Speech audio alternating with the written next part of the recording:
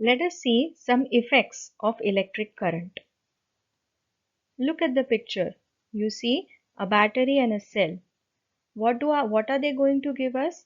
They are going to give us electrical energy. They are the source for electrical energy. At the cost of what? At the cost of chemicals which they have within themselves. It is the chemicals that initiate a potential difference between the two terminals whenever they are connected in the circuit. Now, due to this, the electrons are set into motion. The chemicals then set the electrons in motion who generate electricity.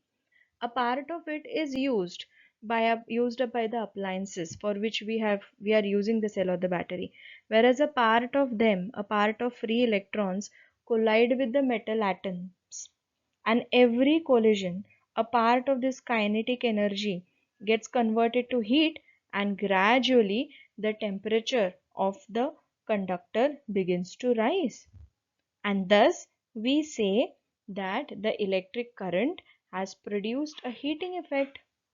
So if I want to define heating effect of electric current, how should I do that? It is the production of heat in a conductor due to an electric current that flows through it is called as the heating effect of electric current. And we see these effects on and on in our everyday life, in our day-to-day life. Haven't you noticed that a particular appliance becomes hot after some time?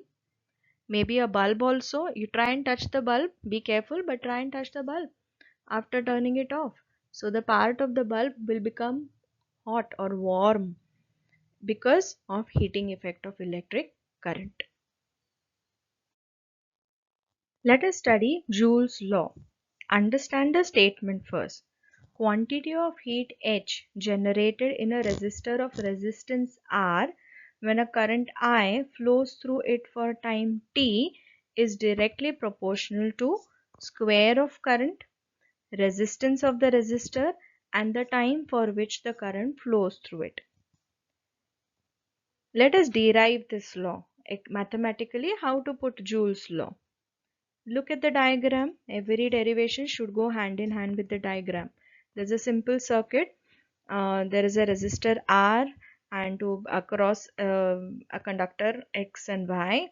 And then to measure the potential difference, we have a voltmeter V, and to measure the current, we have an ammeter A. Whenever you are drawing electric circuits, make sure that you are giving the polarities properly as per the flow of current or as per the alignment of your battery or cell, whatever you have used. Assume let I be that the current I flow through resistor of resistance R. Let the potential difference across it be V. Let T be the time for which charge Q flows through it, and hence we know Q is equal to IT, charge that flows in time. Work done to move charge through potential difference W is equal to V into Q.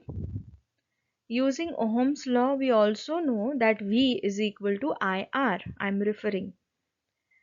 And so work done is equal to IR, that is substitution for V, into IT. IT, that's substitution for Q, which means I square RT, or I can also write it as VIT. Thus, when current flows in a conductor, work done is converted to heat. Work done W, I can replace that W by H. So H is equal to I square RT. Now remember, work is measured in joules while heat is measured in calories. So I have 1 calorie, the relation as 1 calorie is equal to 4.18 joules. So if I want to mention heat, I have to convert it into calories.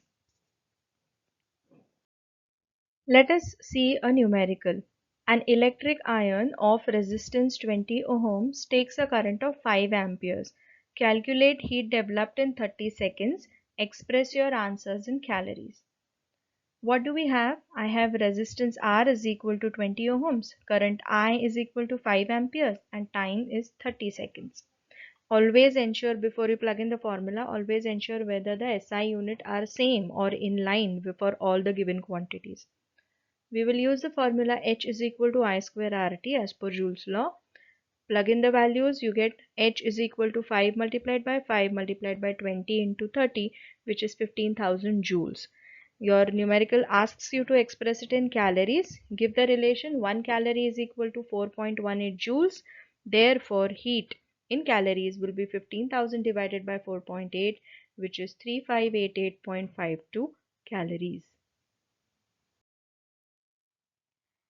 In an electric circuit, the unavoidable heating can increase the temperature of the components. So at times it may alter their properties, it may wear them out. However, sometimes this heating effect of electric current is very important. Okay, let us find out what are the various appliances. We'll take a few of them, although there are many, and most of them you might see them in and around you. Applications of heating effect. A bulb, everyday use material, and this is an electric bulb which consists of a filament. This filament is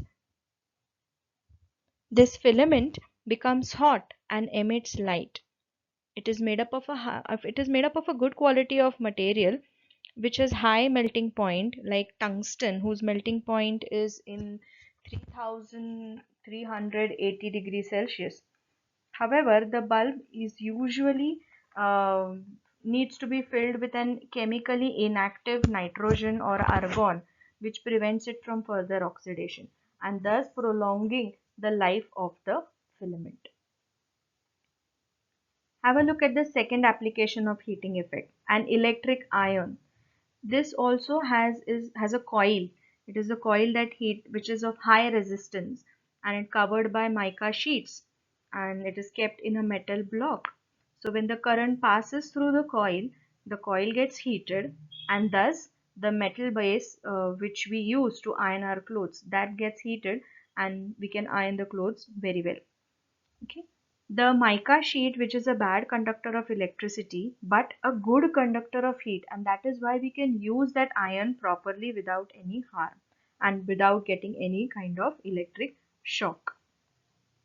The third application, very important in day-to-day life, fuse that we have in our near our electric meter. You might be have a look at it. It might be just there down near your electric meter wherever it is being placed. Now this fuse avoids excess flow of current by melting an alloy made fuse wire.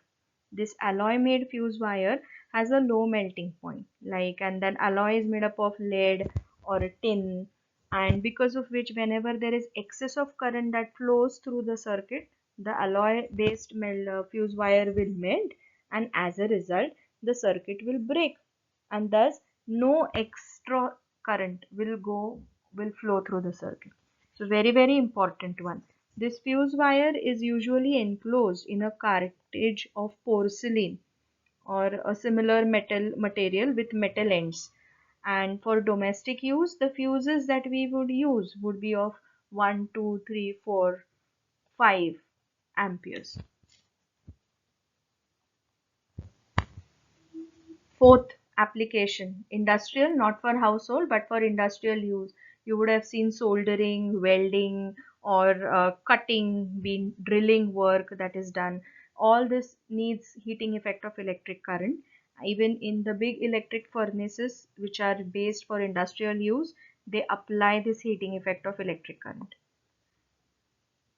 Even in medicine, to cut certain tissues for a surgery, a fine heated platinum wire is used, and this is better than knife.